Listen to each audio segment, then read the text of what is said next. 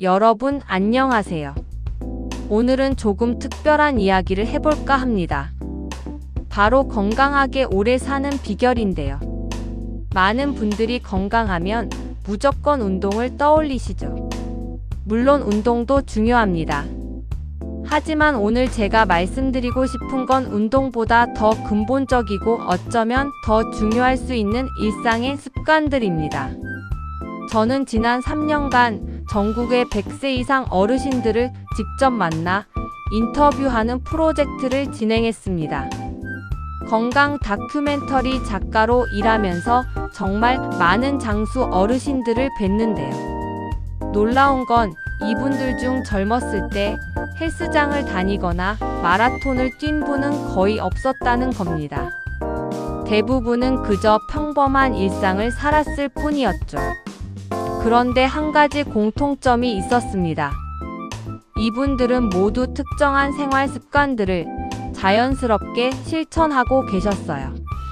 그것도 아주 오랜 시간 동안요. 제가 오늘 여러분께 들려드릴 이야기는 바로 그 습관들입니다. 첫 번째 습관, 혼자 밥 먹지 않기. 전남 담양에 사시는 103세 박순자 할머니를 만났을 때의 일입니다. 할머니는 매일 아침 7시면 어김없이 동네 경로당으로 향하셨어요. 무릎도 좀 안 좋으신 편인데 왜 매일 가시냐고 여쭤봤더니 이렇게 대답하셨습니다. 혼자 밥 먹으면 맛이 없어. 같이 먹어야 밥맛도 나고 하루가 즐겁지. 처음엔 단순한 말씀으로 들렸습니다. 하지만 연구 자료를 찾아보니 이게 정말 과학적인 근거가 있는 이야기더라고요. 하버드 의대에서 75년간 진행한 성인 발달 연구가 있습니다. 이 연구에서 가장 놀라운 결론이 뭐였는지 아십니까? 바로 좋은 관계가 건강과 장수에 가장 큰 영향을 미친다는 거였습니다. 혼자 식사하는 사람들은 함께 식사하는 사람들에 비해 우울증 발병률이 2.7배 높았고 심혈관 질환 위험도 1.5배 이상 높았습니다. 반대로 가족이나 친구들과 규칙적으로 식사하는 사람들은 스트레스 호르몬인 코르티솔 수치가 현저히 낮았어요. 생각해 보세요. 우리가 누군가와 함께 밥을 먹을 때 단순히 음식을 섭취하는 게 아닙니다. 대화를 나누고 웃고 때론 고민을 털어놓기도 하죠. 이 모든 게 우리 몸에 긍정적인 신호를 보냅니다. 뇌에서 세로토닌과 옥시토신 같은 행복 호르몬이 분비되고 면역 체계가 강화됩니다. 박순자 할머니는 이런 과학적 원리를 몰랐을 겁니다. 하지만 80년 넘게 사람들과 어울려 밥을 먹으며 자연스럽게 건강을 지켜온 거죠. 할머니 댁에 가보니 사진이 정말 많았어요. 자식들, 손주들, 증손주들 사진이 벽 가득했습니다. 할머니는 그 사진들을 보며 매일 행복해 하셨어요. 여러분, 오늘부터라도 가능하면 혼자 식사하는 횟수를 줄여보세요. 가족과 함께, 동료와 함께, 친구와 함께 밥을 먹는 시간을 늘려보는 겁니다. 바쁘다는 핑계로 책상 앞에서 혼자 급하게 먹지 마세요. 15분만이라도 누군가와 함께 천천히 식사하는 게 여러분의 수명을 몇 년은 늘려줄 겁니다. 두 번째 습관, 아침에 햇빛 20분. 경북 안동에 사시는 98세 김영수 할아버지는 매일 아침 6시면 일어나십니다. 그리고 마당으로 나가 해를 보며 20분에서 30분 정도 시간을 보내세요. 때론 간단한 스트레칭을 하시고 때론 그냥 앉아서 새소리를 듣기도 하십니다. 젊었을 때 농사 지으면서 매일 해 뜰 때 나가고 해 질 때 들어왔지. 그게 몸에 배었나 봐. 지금도 아침에 해를 안 보면 하루가 개운하지 않아. 할아버지의 이 습관이 얼마나 중요한지 아십니까? 우리 몸에는 생체시계라는 게 있습니다. 의학 용어로는 일주기 리듬이라고 하죠. 이 생체시계가 제대로 작동해야 우리 몸의 모든 시스템이 정상적으로 돌아갑니다. 그런데 이 생체 시계를 맞추는 가장 강력한 신호가 바로 아침 햇빛입니다. 아침에 햇빛을 쐬면 우리 눈의 망막에 있는 특수한 세포들이 활성화됩니다. 이 신호가 뇌의 식욕차 상액이라는 부위로 전달되고 여기서 멜라토닌 분비를 조절하죠. 멜라토닌은 수면 호르몬입니다. 아침에 햇빛을 쐬면 멜라토닌 분비가 억제되면서 우리 몸이 지금은 깨어있을 시간이구나라고 인식합니다. 그리고 약 14시간에서 16시간 후에 다시 멜라토닌이 분비되면서 자연스럽게 잠이 옵니다. 문제는 현대인들이 아침 햇빛을 거의 못 본다는 겁니다. 출근하려고 집을 나설 때쯤이면 이미 사무실이나 지하철 안이죠. 창문도 대부분 자외선 차단 필름이 붙어 있어서 실내에 있으면 햇빛의 효과를 거의 못 봅니다. 스탠퍼드 대학교 신경과학과의 앤드루 휴버먼 교수는 이렇게 말합니다. 아침 햇빛을 20분 정도 쐬는 것만으로도 수면의 질이 개선되고 우울증이 감소하며 면역력이 향상된다고요. 특히 노화 방지에 효과적이라는 연구 결과도 많습니다. 김영수 할아버지는 98세인데도 아직 정정하십니다. 약도 거의 안 드세요. 할아버지께 특별한 건강 비결이 있냐고 여쭤보니 뭐 별거 있나. 그냥 해 뜨면 일어나고 어두우면 자고. 이게 다야 라고 하셨습니다. 여러분도 내일 아침부터 20분만 일찍 일어나 보세요. 그리고 밖으로 나가서 하늘을 보는 겁니다. 맑은 날이든 흐린 날이든 상관없어요. 흐린 날에도 햇빛은 충분히 강합니다. 단 유리창을 통해서는 효과가 떨어지니 꼭 밖으로 나가야 합니다. 운동할 필요도 없어요. 그냥 마당이나 베란다 아니면 집 앞 공원에서 20분 정도 해를 보며 서 있거나 앉아 있기만 하면 됩니다. 이것만으로도 여러분의 수면은 확실히 좋아질 겁니다. 그리고 수면이 좋아지면 모든 게 좋아집니다. 세 번째 습관, 발효 음식 매일 먹기. 제주도에 사시는 101세 고복순 할머니 댁에 갔을 때 가장 인상 깊었던 건 부엌이었습니다.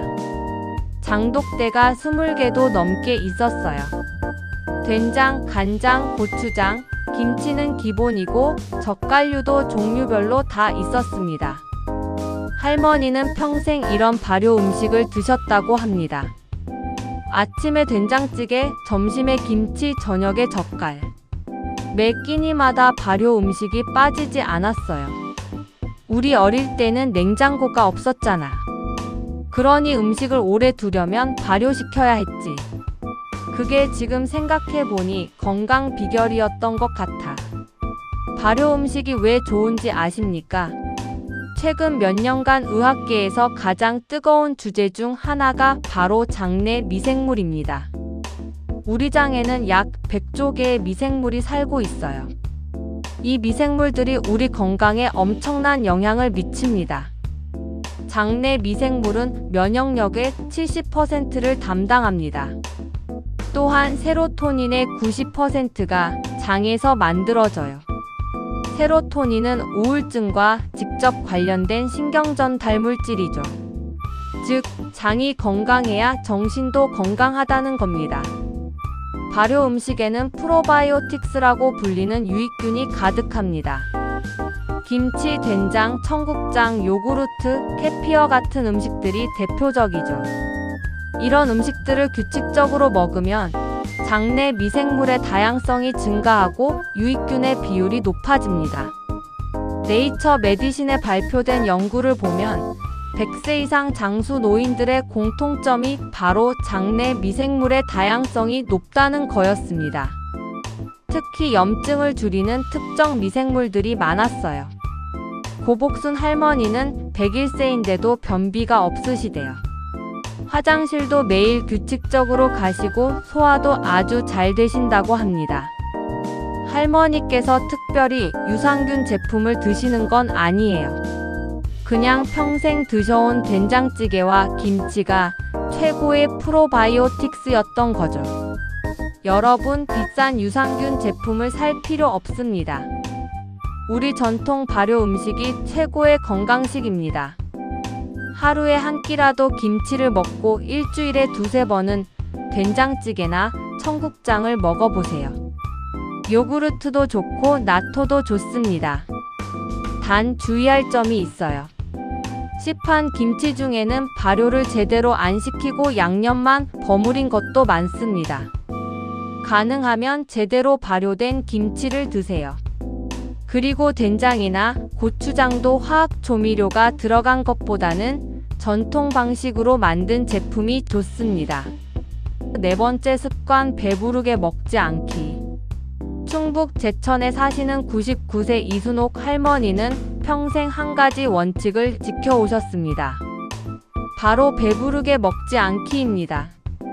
할머니는 항상 배의 80% 정도만 채우신대요. 배부르게 먹으면 나른해지고 졸립잖아. 그게 몸에 안 좋은 거야. 조금 모자란 듯 먹어야 몸이 가벼워. 이게 얼마나 과학적인 말씀인지 아십니까? 오키나와는 일본에서도 특히 장수 노인이 많기로 유명한 지역입니다. 이곳 사람들에게는 하라하치부라는 원칙이 있어요. 징역하면 배를 80%만 채운다는 뜻입니다. 칼로리 제한이 장수에 미치는 영향은 수많은 연구로 입증됐습니다. 동물 실험에서 칼로리를 30% 정도 제한한 그룹은 그렇지 않은 그룹보다 수명이 3040% 더 길었어요. 인간을 대상으로 한 연구에서도 비슷한 결과가 나왔습니다. 왜 그럴까요? 우리가 음식을 소화할 때 우리 몸에서는 활성산소가 발생합니다. 활성산소는 세포를 손상시키고 노화를 촉진하죠. 음식을 적게 먹으면 활성산소 발생도 줄어들고 세포 손상도 줄어듭니다. 또한 적게 먹으면 오토파지라는 과정이 활성화됩니다. 오토파지는 세포가 스스로를 청소하는 과정인데요. 손상된 단백질이나 세포 소기관을 분해해서 재활용하는 겁니다. 이 오토파지 연구로 2016년에 노벨 생리의학상이 수여되기도 했어요. 이순옥 할머니는 99세인데도 당뇨나 고혈압 같은 만성 질환이 하나도 없으십니다. 체중도 평생 거의 일정하게 유지하셨대요. 할머니께 식사량을 어떻게 조절하시는지 여쭤봤더니 이렇게 말씀하셨습니다. 천천히 먹어. 천천히 먹으면 적게 먹어도 배가 불러. 그리고 맛있다고 더 먹지 마. 맛있을 때 숟가락을 내려놔야 해. 정말 지혜로운 말씀이죠. 우리 뇌가 포만감을 느끼는 데는 약 20분이 걸립니다. 그래서 빨리 먹으면 포만감을 느끼기 전에 이미 과식하게 되는 거예요. 천천히 먹으면 적당량을 먹었을 때 자연스럽게 배가 부릅니다. 여러분, 내일부터 한 가지만 실천해 보세요. 평소보다 식사 시간을 2배로 늘리는 겁니다. 10분 만에 먹었다면 20분에 걸쳐 먹어보세요.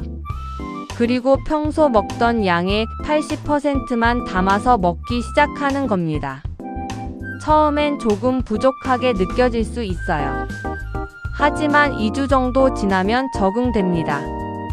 그리고 신기하게도 몸이 가벼워진 걸 느끼실 겁니다. 식후에 졸리던 증상도 줄어들고 소화도 훨씬 잘 될 거예요. 5번째 습관, 감사일기. 강원도 강릉에 사시는 102세 박정희 할머니 댁에 갔을 때 서재가 따로 있었습니다. 그리 넓지 않은 집인데 책들이 가득했어요. 그 중에서도 가장 눈에 띈 건 수십 권의 일기장이었습니다. 할머니는 70년 넘게 일기를 쓰셨대요. 그런데 특이한 점이 있었습니다. 할머니의 일기는 매일 감사한 일 3가지를 적는 것으로 시작됐어요. 나이 들수록 불평할 게 많아지거든.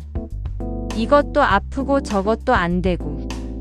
그럴 때 일부러라도 감사한 걸 찾으면 마음이 편해져. 처음엔 단순한 긍정적 사고 정도로 생각했습니다. 하지만 연구 자료를 찾아보니 이것도 과학적 근거가 명확했어요. 캘리포니아 대학교 버클리 캠퍼스의 그레이터 굿 사이언스 센터에서 진행한 연구입니다. 매일 감사한 일 3가지를 적는 사람들은 그렇지 않은 사람들에 비해 우울증이 35% 감소했고 수면의 질은 25% 향상됐으며 심지어 면역 기능까지 좋아졌습니다. 감사를 느낄 때 우리 뇌에서는 도파민과 세로토닌이 분비됩니다. 이 신경 전달 물질들은 우리를 행복하게 만들죠.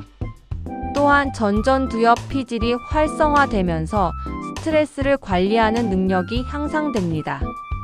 더 놀라운 건 감사가 염증 반응을 줄인다는 겁니다.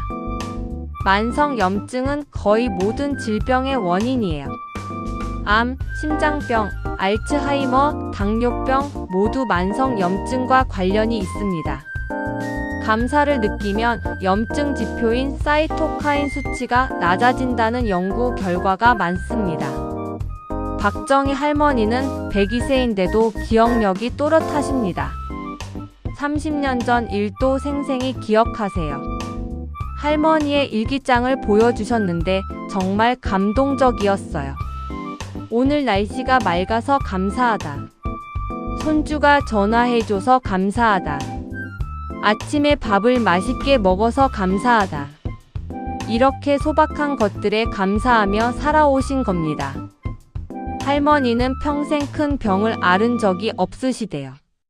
정신도 육체도 건강하게 100세를 넘기신 비결을 여쭤보니 감사하며 사는 게 제일이야 라고 하셨습니다. 여러분도 오늘 밤부터 시작해보세요. 자기 전에 5분만 시간을 내서 오늘 감사한 일 3가지를 떠올리는 겁니다. 거창한 것 아니어도 됩니다. 오늘 출근길에 날씨가 좋았다. 점심이 맛있었다. 저녁에 가족들 얼굴을 봤다. 이런 사소한 것들로 충분해요. 처음엔 어색할 수 있습니다. 하루 종일 힘든 일만 있었던 것 같아서 감사할 게 없다고 느낄 수도 있어요. 하지만 의도적으로라도 찾다 보면 점점 보이기 시작합니다. 한 달만 지속해보세요. 여러분의 관점이 변할 겁니다. 불평보다 감사가 먼저 떠오르게 될 거예요. 그리고 그게 여러분의 건강을 지켜줄 겁니다. 6번째 습관, 손으로 무언가 만들기. 부산에 사시는 97세 김철수 할아버지는 목공예를 하십니다. 작은 공방에서 매일 나무를 깎고 다듬으며 시간을 보내세요. 젊었을 때부터 취미로 시작한 일인데 지금도 계속하고 계십니다. 손을 쓰면 머리가 맑아져. 하루 종일 나무를 만지작거리다 보면 시간 가는 줄도 모르고 그게 좋아. 할아버지 작품들을 봤는데 정말 정교했습니다. 나무 수저부터 작은 조각품까지 다양했어요. 할아버지는 이렇게 만든 작품들을 동네 사람들에게 나눠주신대요. 손을 사용하는 것이 왜 건강에 좋을까요? 우리 뇌 운동 피질 중 거의 3분의 1이 손과 손가락을 제어하는 데 사용됩니다. 그만큼 손과 뇌는 밀접하게 연결돼 있어요. 손을 사용하면 뇌의 다양한 영역이 활성화됩니다. 특히 전두엽이 자극받는데 이 부위는 계획, 의사결정, 문제 해결을 담당하죠. 손을 쓰는 활동을 규칙적으로 하면 인지 기능 저하를 막을 수 있습니다. 알츠하이머 협회에서 발표한 연구를 보면 손을 사용하는 취미 활동을 가진 사람들은 치매 발병률이 45% 낮았습니다. 뜨개질, 그림 그리기, 악기 연주, 요리 등 손을 사용하는 모든 활동이 포함됩니다. 또 하나 중요한 점은 이런 활동이 주는 성취감입니다. 무언가를 만들고 완성했을 때 우리는 도파민을 느낍니다. 이 도파민은 우리를 행복하게 만들고 우울증을 예방합니다. 김철수 할아버지는 97세인데도 기억력이 좋으시고 손떨림도 거의 없으십니다. 할아버지는 특별한 뇌 운동을 하지 않으세요. 그저 매일 나무를 깎고 다듬는 것이 최고의 뇌 운동이었던 거죠. 여러분도 손을 사용하는 취미를 하나 가져보세요. 뜨개질, 십자수, 그림 그리기, 악기 연주, 정원 가꾸기, 요리, 무엇이든 좋습니다. 중요한 건 손을 사용해서 무언가를 만들어내는 과정입니다. 처음부터 거창할 필요 없어요. 하루 30분, 일주일에 3번만이라도 해보세요. 유튜브에 튜토리얼이 많으니 쉽게 시작할 수 있습니다. 그리고 완성한 작품들을 모아두세요. 나중에 보면 뿌듯할 겁니다. 7번째 습관, 충분한 수분 섭취. 대구에 사시는 100세 최영희 할머니는 항상 물병을 가지고 다니십니다. 외출할 때도 집에 계실 때도 늘 옆에 물병이 있어요. 나이 들면 갈증을 잘 못 느껴. 그래서 의식적으로 물을 마셔야 해. 시계 보고 2시간마다 한 컵씩. 할머니는 젊었을 때 한 번 심하게 탈수 증세를 겪은 적이 있으시대요. 그 이후로 평생 물을 충분히 마시는 습관을 들이셨다고 합니다. 물이 얼마나 중요한지는 아무리 강조해도 지나치지 않습니다. 우리 몸의 60%가 물이에요. 뇌는 75%, 혈액은 92%가 물입니다. 단 2%의 수분만 부족해도 인지 기능이 떨어지고 3% 부족하면 피로감이 심해집니다. 특히 노년기에는 갈증을 느끼는 감각이 둔해집니다. 그래서 탈수 상태인데도 물을 안 마시게 되죠. 만성 탈수는 변비, 신장 결석, 요로 감염, 혈압 상승 등 다양한 문제를 일으킵니다. 하버드 공중보건대학원의 연구에 따르면 충분한 수분을 섭취하는 사람들은 그렇지 않은 사람들보다 심혈관 질환 위험이 46% 낮았습니다. 또한 관절 건강에도 좋고 피부 노화도 늦춰줍니다. 최영희 할머니는 100세인데도 피부가 좋으세요. 주름이 적고 탄력도 있습니다. 할머니는 특별한 화장품을 쓰지 않으신대요. 그저 물을 충분히 마시는 게 최고의 피부 관리라고 하십니다.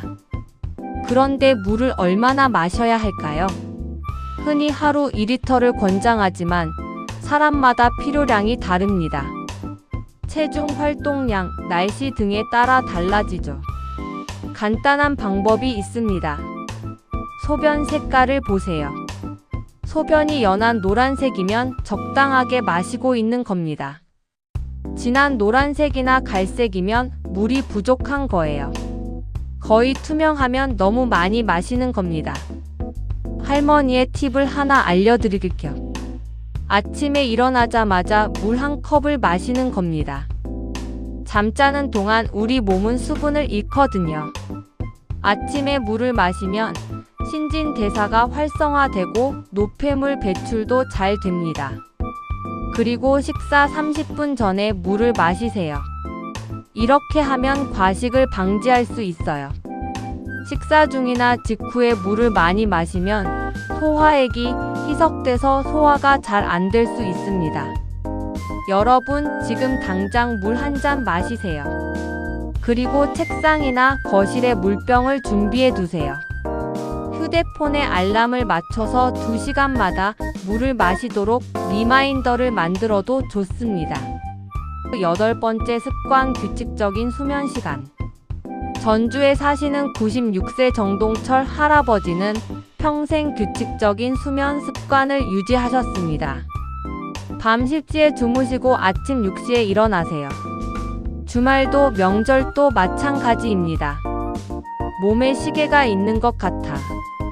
10시만 되면 저절로 졸려. 그리고 6시면 자동으로 눈이 떠져. 할아버지는 젊었을 때 직장 생활을 하면서도 이 습관을 지키셨대요. 회식이 있어도 10시면 자리를 떴고 야근도 최대한 피하셨다고 합니다. 규칙적인 수면이 왜 중요할까요? 앞서 말씀드린 생체 시계와 관련이 있습니다. 우리 몸의 거의 모든 세포에는 시계 유전자가 있어요. 이 유전자들이 24시간 주기로 작동하면서 우리 몸의 각종 기능을 조절합니다. 불규칙한 수면은 이 시계 유전자를 교란시킵니다. 그러면 호르몬 분비가 엉망이 되고 면역 기능이 떨어지고 대사가 이상해집니다. 실제로 교대 근무를 하는 사람들은 암 발병률이 높다는 연구 결과가 많아요. 노벨 생리의학상을 받은 생체시계 연구를 보면 규칙적인 수면은 단순히 푹 자는 것보다 더 중요합니다. 매일 같은 시간에 자고 일어나는 것, 그게 핵심이에요. 정동철 할아버지는 96세인데도 약을 거의 안 드십니다. 혈압도 정상이고 당뇨도 없으시고 심장도 건강하십니다. 할아버지의 건강 비결을 여쭤보니 규칙적으로 사는 게 제일이야 라고 하셨습니다.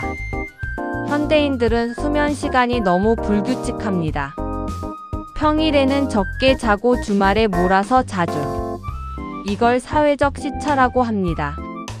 마치 매주 다른 시간대를 여행하는 것처럼 우리 몸에 스트레스를 주는 겁니다.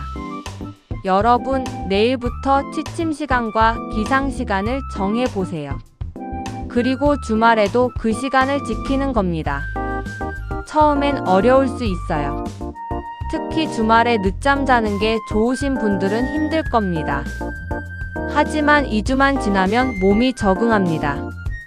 그리고 신기하게도 알람 없이도 자연스럽게 일어나게 될 거예요. 낮에도 졸림이 줄어들고 집중력이 좋아지고 기분도 훨씬 나아질 겁니다. 9번째 습관, 자연 속에서 시간 보내기. 강원도 평창에 사시는 98세 서옥순 할머니는 매일 오후 산책을 하십니다. 집 근처 숲길을 천천히 걸으시는데 1시간 정도 걸리는 코스예요. 나무들 보고 있으면 마음이 편해져. 새소리 듣고 바람 소리 듣고. 그게 좋아서 매일 나가. 할머니는 날씨가 안 좋을 때도 웬만하면 나가신대요. 우산 쓰고 우비 입고라도 산책을 하신다고 합니다. 자연이 건강에 미치는 영향은 상상 이상입니다. 일본에서는 산림욕이라는 개념이 있어요. 숲에서 시간을 보내는 것만으로도 치료 효과가 있다는 거죠. 실제로 연구 결과들이 이를 뒷받침합니다. 숲에서 2시간 정도 시간을 보내면 코르티솔 스트레스 호르몬 수치가 16% 감소하고 혈압이 평균 23mmHg 떨어지며 심박수가 안정화됩니다. 더 놀라운 건 면역 기능의 변화입니다. 숲에는 피톤치드라는 물질이 있어요. 나무들이 자신을 보호하기 위해 방출하는 물질인데 이게 우리 몸의 NK세포를 활성화시킵니다. NK세포는 암세포나 바이러스에 감염된 세포를 제거하는 면역세포예요. 한 연구에서는 2박 3일 숲에서 지낸 사람들의 NK세포 활동이 50% 이상 증가했고 이 효과가 한 달 이상 지속됐습니다. 단순히 기분이 좋아지는 게 아니라 실제로 면역력이 강화되는 거죠. 서옥순 할머니는 98세인데도 감기 한 번 안 걸리신대요. 평생 큰 병원에 입원한 적이 없으시고 약국도 거의 안 가신다고 합니다. 할머니는 이 모든 게 자연 덕분이라고 하십니다.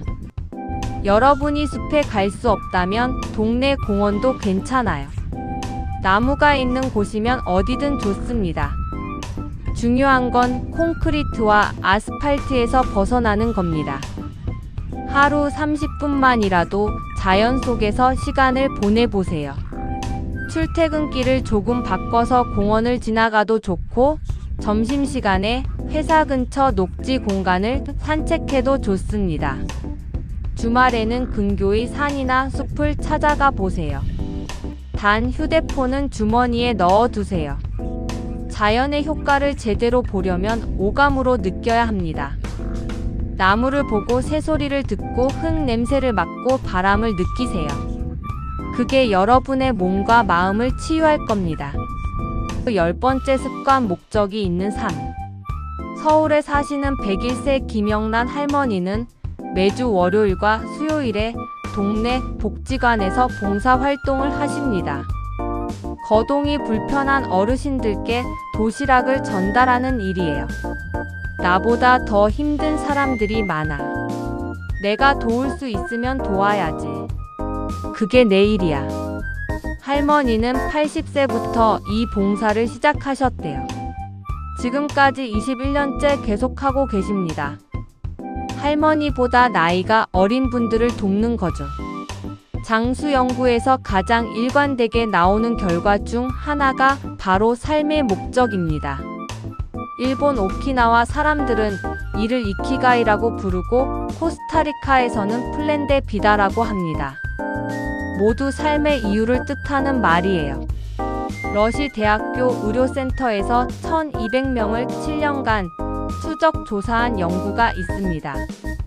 삶의 목적이 분명한 사람들은 그렇지 않은 사람들보다 사망 위험이 절반 이하였습니다.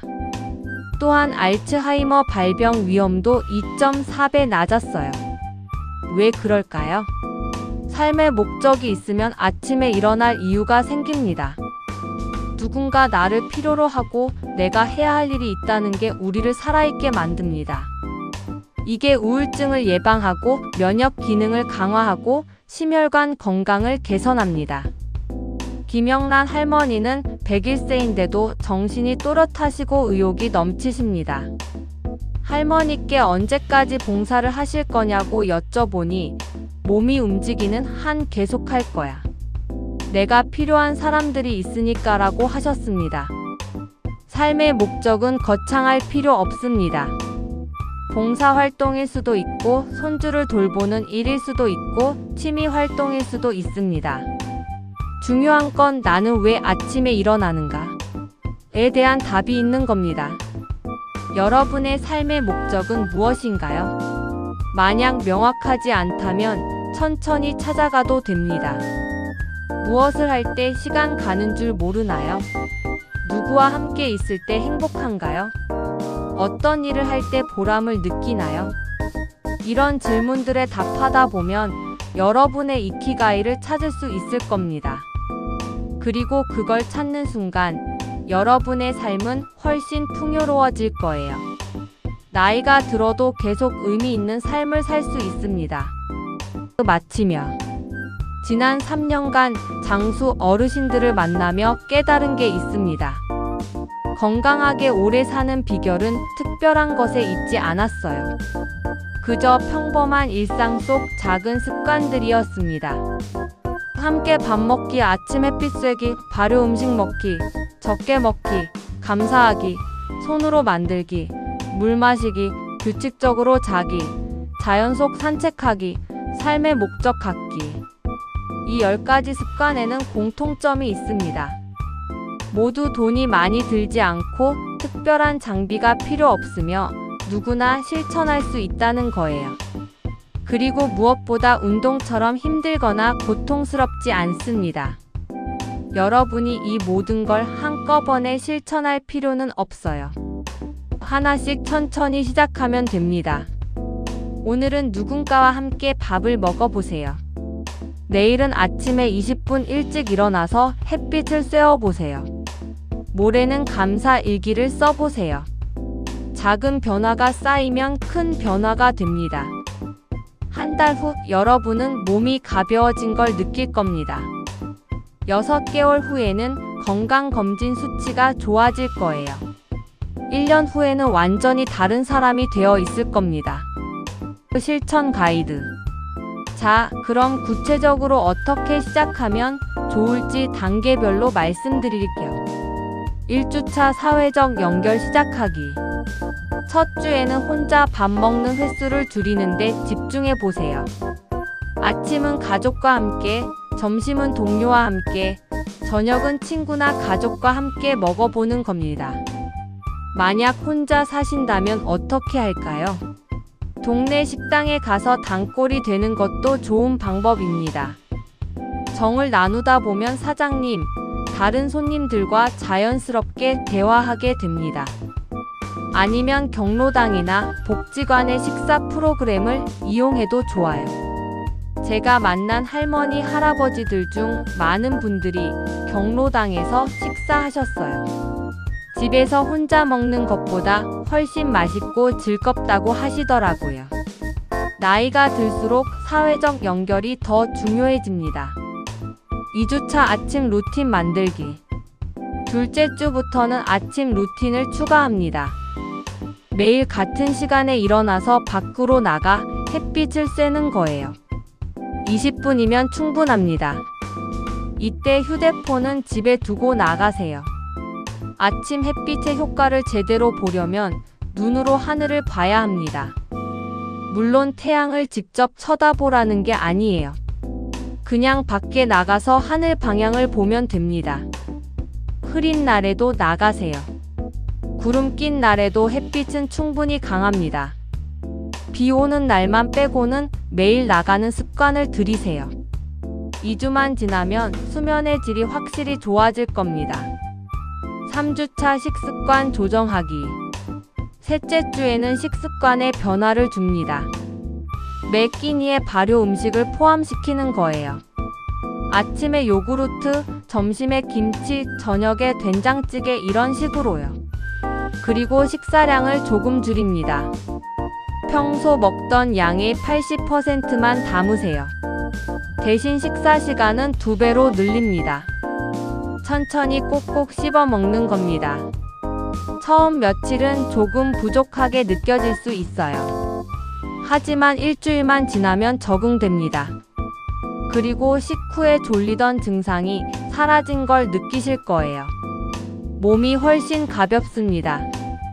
4주차 정신 건강 챙기기. 마지막 주에는 정신 건강을 위한 습관을 추가합니다. 매일 밤 자기 전에 감사 일기를 쓰는 거예요.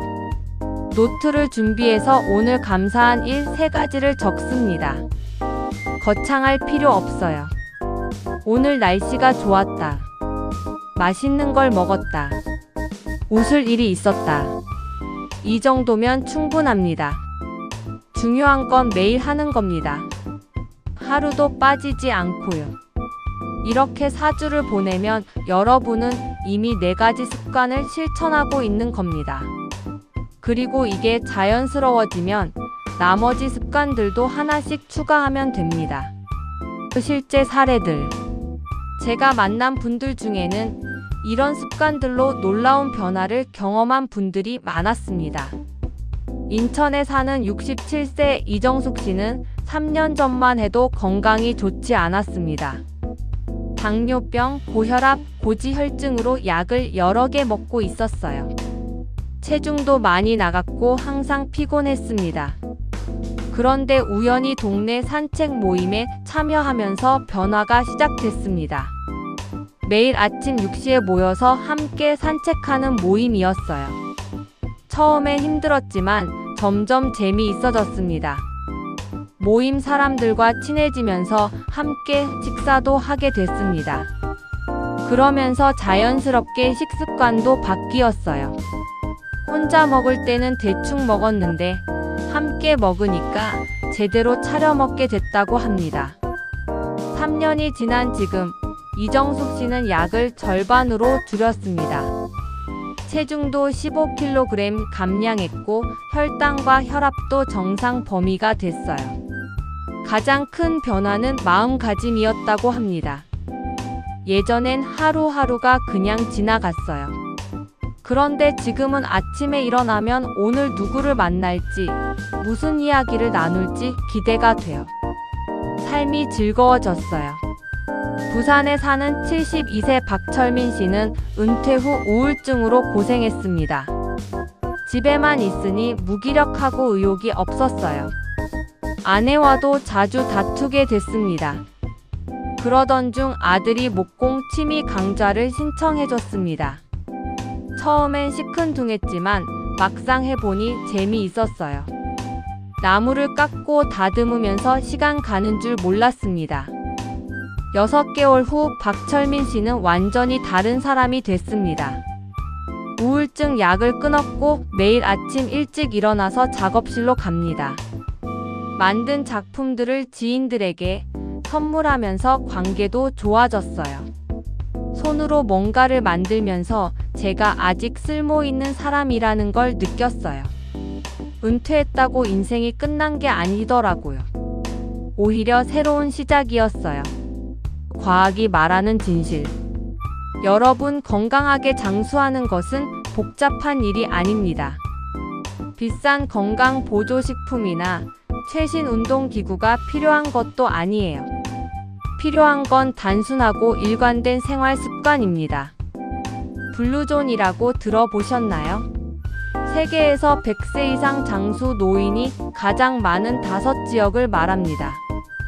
이탈리아의 사르데냐, 일본의 오키나와, 그리스의 이카리아, 코스타리카의 니코야, 미국의 로마린다. 이 지역들은 서로 수천 킬로미터 떨어져 있고 문화도 언어도 다릅니다.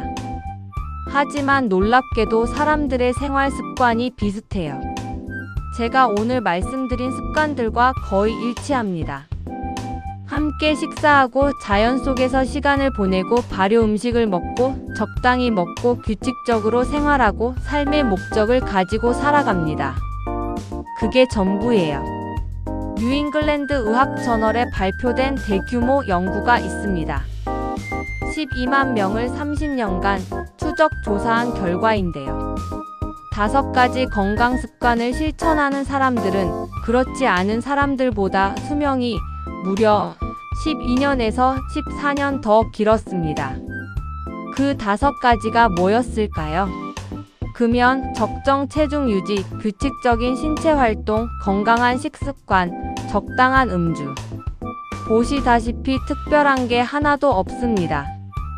우리가 이미 알고 있는 것들이에요. 문제는 아는 것과 실천하는 것이 다르다는 겁니다. 대부분의 사람들은 이런 습관들이 중요하다는 걸 알아요.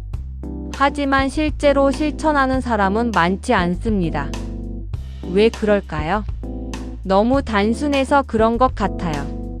사람들은 뭔가 특별한 비법이 있을 거라고 생각합니다. 비싼 약이나 최신 기술이 건강을 지켜줄 거라고 믿죠. 하지만 제가 3년간 장수 어르신들을 만나며 배운 진실은 이겁니다. 건강의 비결은 평범한 일상에 있다는 것. 매일매일 반복되는 작은 선택들이 모여서 우리의 건강을 만든다는 것. 지금 당장 시작하세요. 오늘 이 영상을 보고 계신 여러분은 행운입니다. 이제 알았으니까요. 건강하게 오래 사는 방법을요. 이제 실천만 하면 됩니다. 내일 아침 평소보다 20분 일찍 일어나세요. 그리고 밖으로 나가 햇빛을 쐬세요. 단 20분입니다. 할 수 있죠? 점심시간에는 혼자 먹지 마세요. 동료를 찾아가서 같이 밥 먹을래요? 라고 물어보세요. 거절당할까봐 두렵나요? 대부분의 사람들은 함께 먹자는 제안을 좋아합니다. 저녁에 집에 가서 냉장고를 열어보세요. 김치가 있나요? 없다면 내일 마트에서 김치 하나 사세요. 비싸지 않습니다. 그리고 매 끼니 김치를 드세요. 밤에 자기 전 노트를 꺼내세요. 그리고 오늘 감사한 일 3가지를 적으세요. 5분이면 됩니다. 이것만으로도 여러분의 수면은 좋아질 겁니다. 이 4가지만 일주일 동안 해보세요. 일주일 후 여러분은 변화를 느낄 겁니다. 그때 다시 이 영상을 보세요. 그리고 다음 습관을 추가하세요. 한 달 후에는 최소 6가지 습관을 실천하고 있을 겁니다. 석 달 후에는 이 모든 게 여러분의 일상이 되어 있을 거예요. 그리고 1년 후 거울을 보세요. 완전히 다른 사람이 되어 있을 겁니다. 나이는 핑계가 아닙니다. 혹시 이렇게 생각하시나요? 나는 이미 나이가 많아서 늦었어. 아닙니다. 절대 늦지 않았어요. 저는 80세에 처음 그림을 시작한 분을 봤습니다. 지금 95세인데 여전히 매일 그림을 그리세요. 85세에 컴퓨터를 배우기 시작한 할아버지도 만났어요. 지금은 유튜브 채널을 운영하십니다. 우리 몸은 놀라운 회복력을 가지고 있습니다. 60세에 금연해도 폐 기능이 개선됩니다. 70세에 운동을 시작해도 근육이 생깁니다. 80세에 새로운 습관을 들여도 뇌가 변합니다. 신경과학자들은 이를 신경가 소성이라고 부릅니다. 우리 뇌는 평생 변화하고 적응할 수 있어요. 나이가 들어도 새로운 것을 배우고 새로운 습관을 만들 수 있습니다. 중요한 건 시작하는 겁니다. 지금 당장요. 내일로 미루지 마세요. 다음 주부터 하겠다고 하지 마세요. 오늘 지금 이 순간부터 시작하세요. 이 영상을 다 보고 나면 일어나서 물 한 잔 마시세요. 그게 시작입니다. 그리고 휴대폰에 내일 아침 알람을 평소보다 20분 일찍 맞추세요. 그게 두 번째 단계입니다. 이렇게 하나씩 시작하는 겁니다. 완벽할 필요 없어요. 하루 빠뜨렸다고 포기하지 마세요. 다시 시작하면 됩니다. 중요한 건 방향입니다. 조금씩이라도 좋은 방향으로 가고 있다면 그걸로 충분합니다. 가족과 함께 하세요. 혼자서 이런 습관들을 실천하는 것도 좋지만 가족과 함께 한다면 훨씬 쉽고 즐거울 겁니다. 저녁 식사 시간에 온 가족이 모여 앉아보세요. TV를 끄고 휴대폰을 치우고 오늘 있었던 일을 이야기하세요. 각자 감사한 일 하나씩 나누는 것도 좋습니다. 주말 아침에는 가족 모두 일찍 일어나서 함께 산책을 해보세요. 30분이면 됩니다. 근처 공원을 걷든 산책로를 걷든 상관없어요. 함께 걷고 이야기하는 시간 자체가 소중합니다. 부모님이 계신다면 더욱 권해드립니다. 부모님과 함께 이런 습관들을 실천해 보세요. 일주일에 한 번이라도 함께 식사하고 함께 산책하고 함께 이야기 나누세요. 어르신들은 외로움을 많이 느끼십니다. 자식들이 바쁘다는 걸 아니까 말씀 안 하시지만 속으로는 많이 외로우세요. 여러분의 관심과 시간이 부모님의 건강을 지켜줄 겁니다. 제가 만난 100세 어르신들의 또 다른 공통점이 있었습니다. 모두 가족과의 관계가 좋았어요. 자주 만나고 자주 연락하고 서로를 챙겼습니다. 이게 장수의 큰 비결 중 하나였습니다. 마지막 이야기. 마지막으로 한 분을 더 소개하고 싶습니다. 울산에 사시는 104세 한영자 할머니입니다. 할머니를 처음 뵀을 때 깜짝 놀랐습니다. 104세라는 나이가 믿기지 않을 정도로 정정하셨거든요. 혼자서 걸으시고 말씀도 또렷하시고 기억력도 좋으셨어요. 할머니께 장수 비결을 여쭤봤습니다. 할머니는 잠시 생각하시더니 이렇게 말씀하셨어요. 비결이라고 할 것도 없어. 그냥 매일 감사하며 살았지. 아침에 눈 떠서 감사하고 밥 먹을 수 있어서 감사하고 사람들 만나서 감사하고 그렇게 살다 보니 어느새 104세가 됐네. 그 말씀을 들으며 깨달았습니다.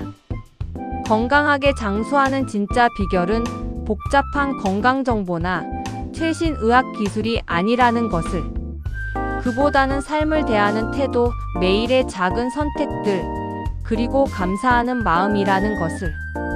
할머니는 평생 특별한 운동을 하지 않으셨습니다. 헬스장도 안 가보셨고 마라톤도 안 뛰셨어요. 그저 일상을 충실히 사셨을 뿐입니다. 사람들과 어울리고 햇빛을 쐬고 제철 음식을 먹고 일찍 자고 일찍 일어나고 손으로 뭔가를 만들고 감사하며 사셨습니다. 그게 전부였어요. 특별할 것 없는 평범한 일상이 할머니를 104세까지 건강하게 살게 해준 겁니다. 여러분, 오늘 제가 말씀드린 10가지 습관을 기억하세요. 그리고 하나씩 실천해 보세요. 완벽하게 하려고 하지 마세요. 조금씩 천천히 꾸준히 하는 게 중요합니다. 1년 후 여러분은 이 영상을 다시 보게 될 겁니다. 그리고 이렇게 말할 거예요. 그때 이 영상을 봐서 정말 다행이야. 내 인생이 바뀌었어. 건강은 하루아침에 만들어지지 않습니다. 매일매일의 선택이 쌓여서 만들어지는 겁니다. 오늘의 선택이 10년 후에 여러분을 만듭니다. 현명한 선택을 하세요. 아프지 않고 건강하게 오래 사는 것, 그건 운이 아닙니다. 선택입니다. 여러분의 선택입니다. 오늘도 건강하세요. 그리고 내일도 모레도 앞으로의 모든 날들도 건강하시길 바랍니다. 여러분의 건강한 장수를 응원합니다. 감사합니다.